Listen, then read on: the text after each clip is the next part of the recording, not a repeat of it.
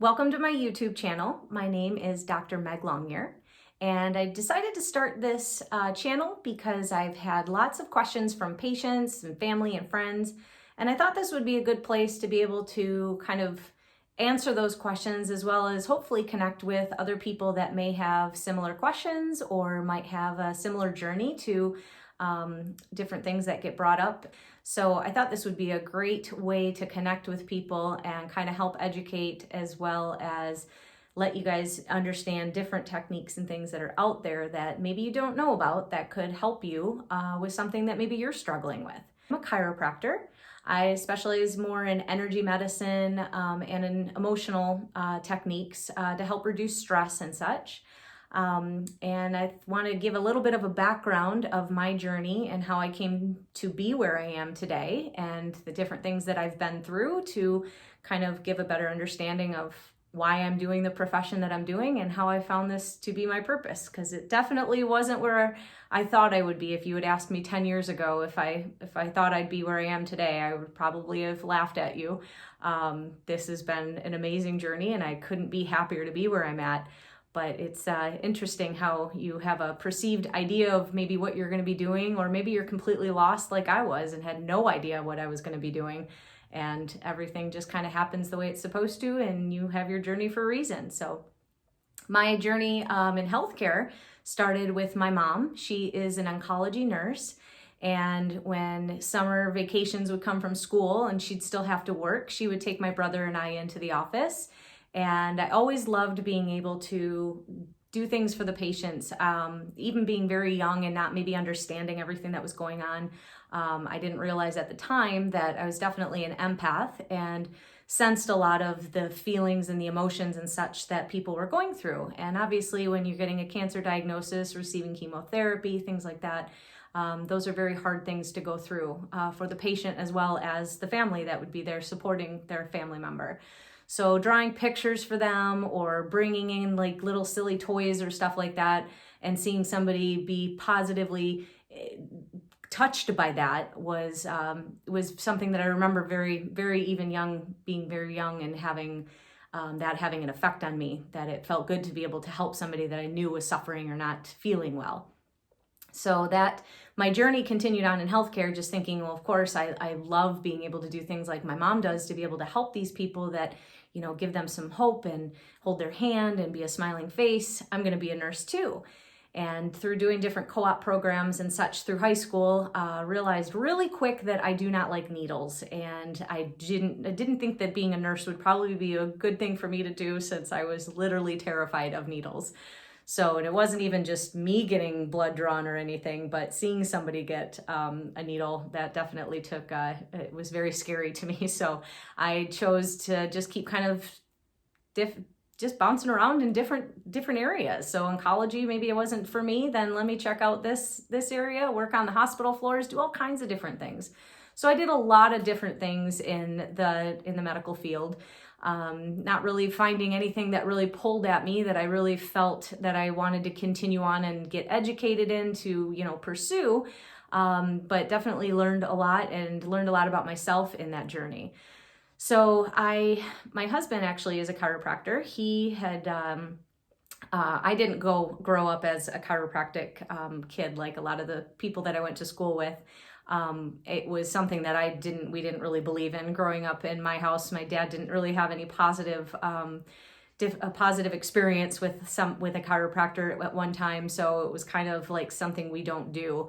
But I had chronic stiff necks that I would get, and my now husband took me to his chiropractor, and I was very apprehensive about going, thinking I was going to have the same experience my father did.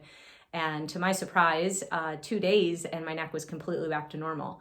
And I couldn't believe the quick response that I had from this doctor adjusting me, and a chiropractor nonetheless. So it was very exciting to, you know, have this great response, and we got under care and definitely started noticing that, you know, I was feeling better, like things that I didn't even realize were something that chiropractic could help were helping, and I was feeling better overall. So when my husband said that, you know, I think I want to go into school and become a chiropractor, it's like, all right, let's pack up the car and let's move down. And we went to Texas, and he went to Parker University, and it was really exciting having a more holistic education. Like he had that obviously education, but being around his classmates and professors and such, it was I learned a lot of things that I was exposed to that I hadn't previously been exposed to. So it opened up a whole different area that I didn't even know existed.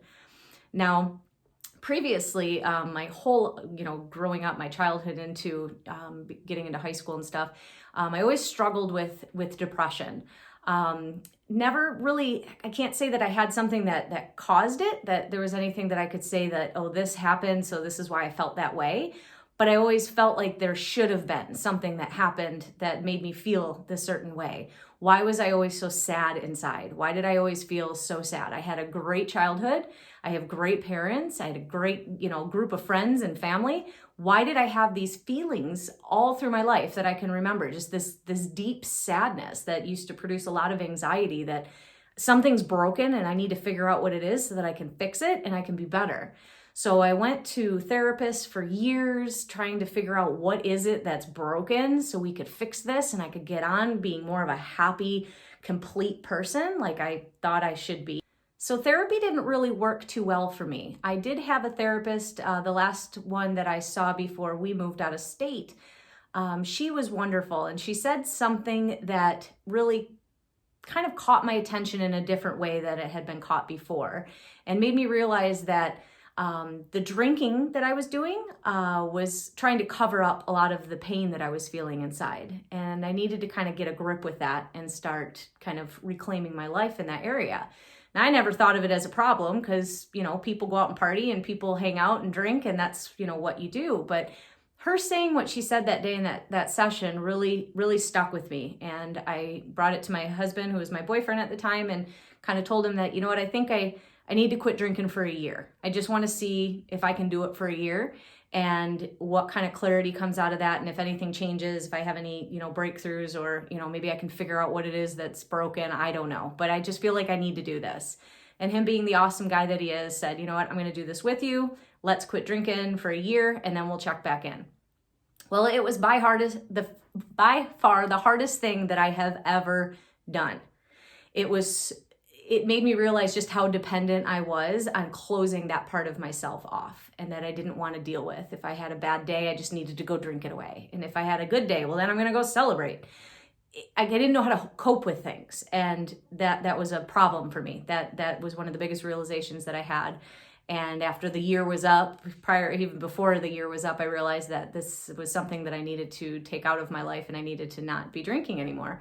So I'm coming up on my 13th year sober.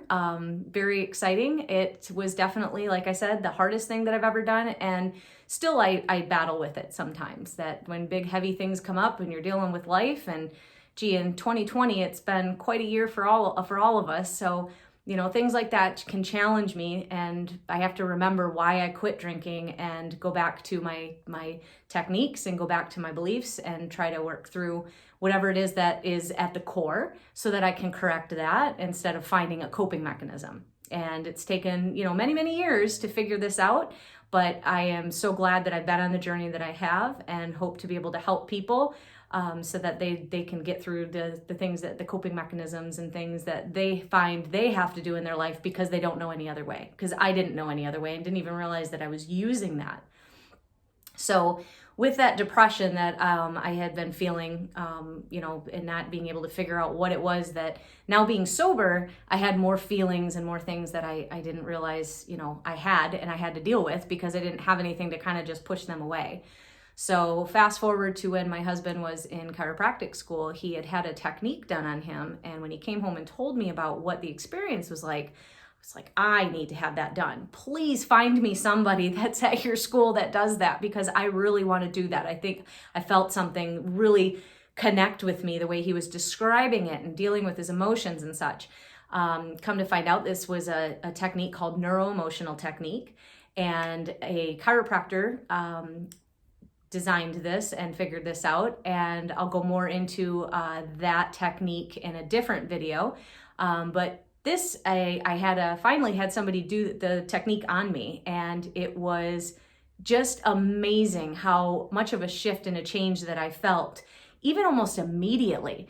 Normally in the past, when I would cry, if I saw like a sad movie or if something triggered me that, really got me down in the dumps, it would be days before I could pull myself out of the tears.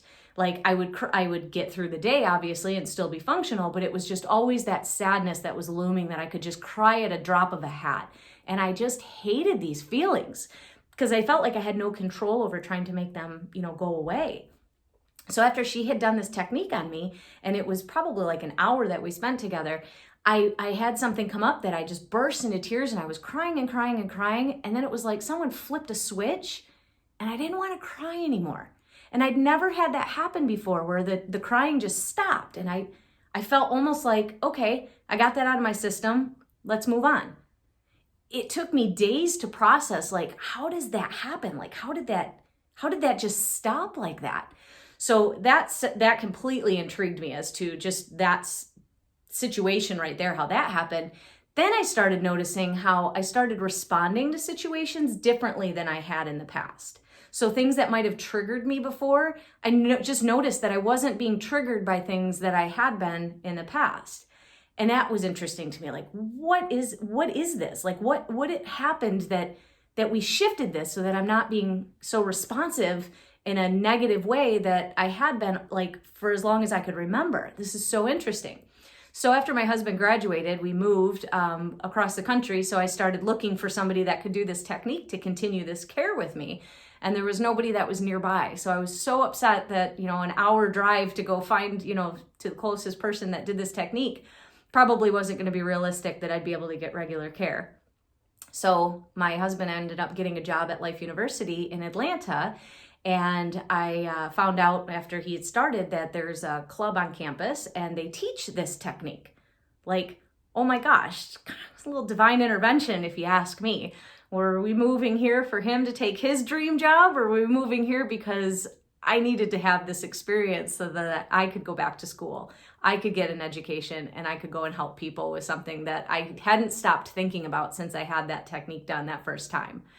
So it was very exciting to me to be able to get into school and start classes and learn this technique and work with some great docs that are now out serving the communities all around, all over the United States. Shoot, some of them over in Spain and other countries.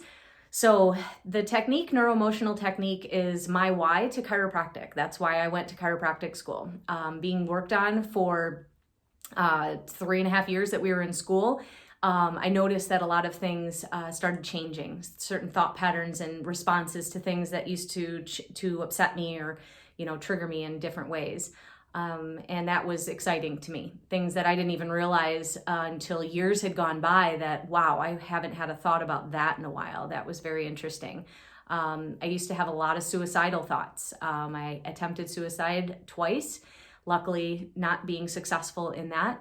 But those thoughts were always kind of in my head when I would get really overwhelmed and I just didn't feel like I had a way out and I felt trapped. That was where my head would go. And it was something horrible. And it's a big reason that I started going to therapy. I just couldn't get those thoughts to stop. And I didn't know how to keep myself from trying to do it again. And what I realized 2 years into school was I didn't have those thoughts anymore. They weren't there. Here I'm in an intense program that was pushing me beyond anything that I've ever done before in my life with stress. And I was handling it and I wasn't having these bad thoughts. So there was even more of a passion and a love for this technique, that how much this has changed, because I had been getting adjusted already for years prior, and that had a huge effect on my health. But this was that added step that changed. The only other thing that I really was doing that had changed how I was responding to my environment and how my thoughts and emotions were being more balanced. So we do a lot of different things, and there's a lot of other techniques out there that are great. This is just what worked for me. I had tried a lot of other things in the past, and I think compiling a lot of different things, for some people, that's what they need. For me, that probably those techniques helped also. Neuroemotional technique is what really helped me, and where I noticed a lot of different changes. Then I still continue to notice differences of things, like reading old journal entries that used to have me back in that moment sobbing. Could have been a decade ago reading that journal entry, and a decade could have gone by, and then rereading it would just bring me right back to that moment. there was just so much sadness, and just like I was back in that moment again. And then after all these years in school and this technique being done, reading these journal entries was like, I felt sad for that person, but I didn't feel like I was jumping back in there and feeling that all over again. I had actually processed through a lot of that stuff through doing this technique. And it was so rewarding to know that I've been doing something that's positive. I'm not, drowning this away with drinking or doing, other things. I was working through it. I was allowing myself to feel it, and I was releasing it and letting it go. And that makes me and my body healthier. And so obviously being able to do that for other patients and for people that are going through tough times, that's just a wonderful thing to know that there's techniques out there like that. And I want people to know, I want more people to know, I want the whole world to know about neuroemotional technique and how much it's helped my life and how much I think it can help your life. So I'm gonna stop this video here. So if you have any questions, I would love to hear from you. Feel free to respond, ask questions below. I'm also happy to take any emails if you have questions that maybe you don't want to ask out loud and have other people see it. Feel free to email me. I'm at drmeglongyear@gmail.com. I hope to hear from you. I hope you enjoyed the video, and I look forward to connecting with you again soon.